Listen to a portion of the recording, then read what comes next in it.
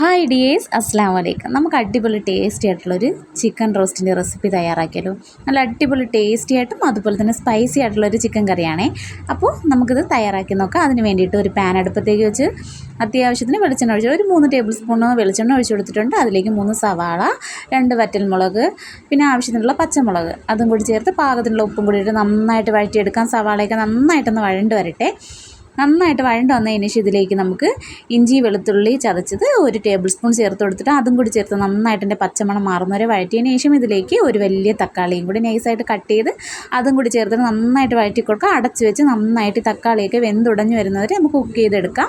ഇപ്പോൾ തക്കാളിയൊക്കെ നന്നായിട്ട് വെന്ത് വന്നിട്ടുണ്ട്. ഇനി ഇതിലേക്ക് പൊടിയായിട്ട് മഞ്ഞൾപ്പൊടി ചേർത്ത് കൊടുക്കുന്നുണ്ട്.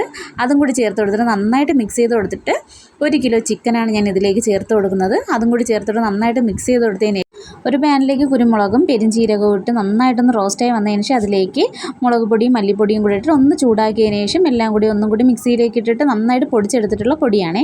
അതും കൂടി ചേർത്ത് കൊടുത്തിട്ട് നന്നായിട്ടൊന്ന് മിക്സ് ചെയ്ത് കൊടുക്കാം. 1 ടീസ്പൂൺ ഗരം മസാലയും കൂടി ചേർത്ത് കൊടുക്കണം. എന്നിട്ട് ആ മിക്സിയുടെ ആ ജാറിലേക്ക് തന്നെ 1/2 കപ്പ് വെള്ളം കൂടി ചേർത്ത് നന്നായിട്ടൊന്ന് മിക്സ് ചെയ്തിട്ട് ഇതിലേക്കൊന്ന് ഒഴിച്ചു കൊടുത്തിട്ട് ലോ ഫ്ലെയിമിൽ വെച്ചിട്ട് ഒരു 20 മിനിറ്റ് നന്നായിട്ട് ഇതൊന്ന് കുക്ക് ചെയ്ത് നല്ല ആ വെള്ളമൊക്കെ ചിക്കനിലുള്ള വെള്ളമൊക്കെ നന്നായിട്ട് വറ്റിച്ചെടുക്കാം. അപ്പോൾ അടിപൊളി ടേസ്റ്റുള്ള നമ്മുടെ ചിക്കൻ റോസ്റ്റ് ഇവിടെ തയ്യാറായിട്ടുണ്ട്. ഇതുപോലെ കഴിച്ചിട്ടില്ലാത്തൊരു തവണ ഇതൊന്ന് ട്രൈ ചെയ്ത് നോക്കണേ. അപ്പം നമുക്ക് അടുത്ത വീഡിയോ ആയിട്ട് കാണാവേ.